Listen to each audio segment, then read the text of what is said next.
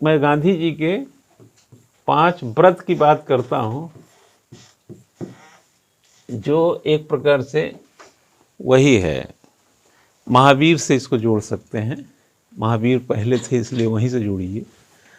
एक तो जैसे उन्होंने पहला शब्द क्या बोला, गांधी जी का देखा जाए सत्य की बात कही, जो है ना। गांधी जी ने एक गुण क्या बताया, इसको आप क्वालिटी मानिए, लाइफ क्वालिटी। वैसे तो ये एक गुण है, प्रॉपर्टी है, प्रॉपर्टीज इसको कह सकते हैं, बट ये है क्वालिटी है, और ये लाइफ क्वालिटी है। क्या समझे, सत्य है ना। और फिर उन्होंने क्या बोला था, अहिंसा, है ना। अहिंसा के साथ उन्होंने क्या बोला, अस्तेय। पहले भी मिल जाएगा, वहां पीछे जाएंगे बौद्ध जैन धर्म के टाइम में। अस्तेय का मतलब होता है चोरी नहीं करना, अपरिग्रह।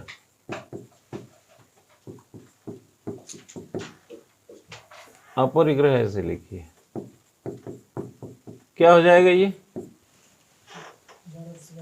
हाँ, आवश्यकता को समझो अपनी, फालतू ऐसे मत लगे रहो, ठीक।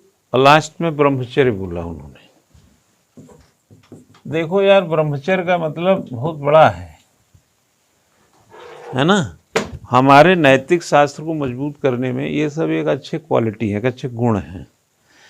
देखो, ब्रह्मचर्य का मतलब थोड़ा एकाग्रचित रहो, अपने उम्र के साथ इंटेंशन सही रखो, अपने कार्य से प्रेरित रहो। जैसे वर्ण हम चले जाएं आश्रम व्यवस्था में, तो सबसे पहला ब्रह्मचर्य ही है। और लाइफ को 100 सालों में डिवाइड किया गया है, 25, 25, 25, 25।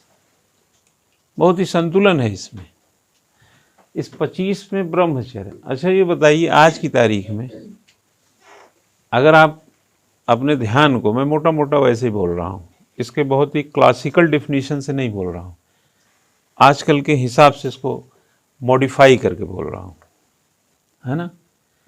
कि अगर आपको हम इस ओर इंगित करें, सिर्फ ध्यान ज्ञान इस ओर, है ना, और एक व्यक्ति को घर गृहस्थ में डाल दें,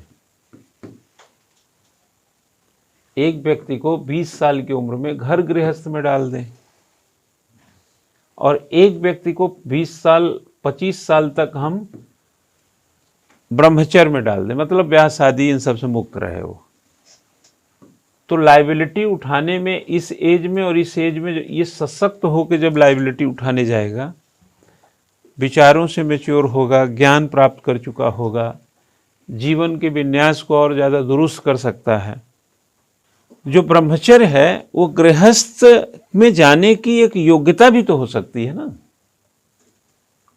जैसे क्वालिफिकेशन बीए है या ग्रेजुएशन है आईएएस का फॉर्म भरने का, तो जैसे एक इंटरमीडिएट पास फॉर्म नहीं भर सकता, वैसे 25 साल तक का व्यक्ति गृहस्थ के 25 साल के पहले मैच्योर नहीं होता है।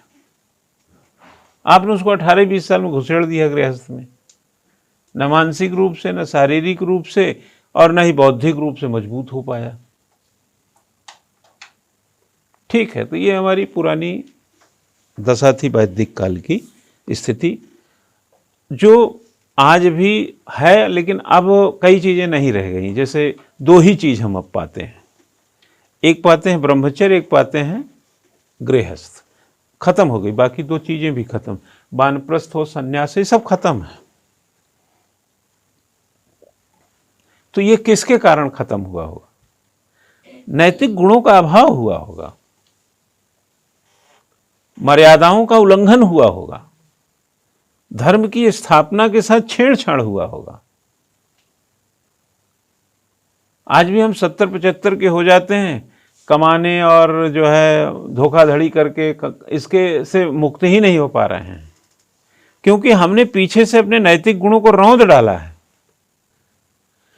तो जो हमने 5 गुण गांधी के बताए, इसमें ब्रह्मचर्य में बहुत खासियत है, और बाकी चीजें तो आप मिट गया यहाँ पर, अपरिग्रह की बात किया, ये तो त्याग की भावना पर निर्भर है। हाँ, संसाधनों का संग्रह कर लें। आपको क्या लगता है कि अंबानी साहब बहुत खुश रहते होंगे? किसने कह दिया आपको? अडानी जी बहुत सवेरे उठ के सिर्फ हंसते ही रहते हैं क्या? हाँ, नहीं, अंबानी का देखे हैं, हंसते देखे हैं अंबानी को? अरे जितना खिलखिलाते आप हो उतना तुम मुस्कुरा नहीं पाते हो। अपरिग्रह में वो शक्ति ही नहीं होती है। आपने ऋषियों को देखा है, पहले जो रामायण के द्वारा हम लोग देखे, हाँ, बोलने का कॉन्फिडेंस देखा आपने? चीजों को समझाने का कॉन्फिडेंस देखा आपने? माथे पर लकीरें अवसाद की देखी हैं आपने? नहीं ना। तो ताकत असल में क्या है ये समझने की जरूरत है। पहले ताकत इकट्ठा करने की होती है, जो ब्रह्मचर्य के समय होता है। अब फिर नाजायज ताकत इकट्ठा भी नहीं करना है, ये दूसरी ताकत है जो अपरिग्रह से संभव है। और किसी की पड़ी हुई चीज कितनी भी हीरे से जड़ी क्यों ना हो, यह आचरण के विरुद्ध है, ये तीसरी ताकत है आपकी। हमको लेना ही नहीं ससुर। और अहिंसा, कि लोगों की मति भ्रष्ट है, आपको गाली गलौज कर रहे हैं, आपको झगड़ा करने पुतारू हैं, लेकिन आप जो है अपने इन ताकतों के साथ एक ऐसी और ताकत बना रखी है, तभी तो आप आगे जाएंगे। हमें लगता है कि जनरली लोगों को लगता है कि किसी ने अगर चुनौती दिया है तो उस चुनौती को स्वीकार करना चाहिए, लड़ना चाहिए। लेकिन लड़ने के तो कई हथियार हैं ना। क्यों भाई? लड़ने का मतलब ये थोड़ी कि छाती खोल के सामने ही खड़े हो जाएं। ज्ञान से लड़ाई कर लो, बौद्धिकता से लड़ाई कर लो, प्रतिष्ठा से लड़ाई कर लो, समाज में सम्मान से लड़ाई कर लो। कोई जरूरी थोड़ी है कि बंदूक गोली उठाओगे तभी लड़ाई पूरी होगी। तो जो लाइफ की एक प्रकार से गांधी जी का जो ये विचार है, वो 5 क्वालिटी समझो। सही बोलने से लड़ो, सच बोलने से। सामने वाला चाहे छत गिर जाए, तुमको लगता है कि यही सच है और ये सच होना चाहिए, बोल दो।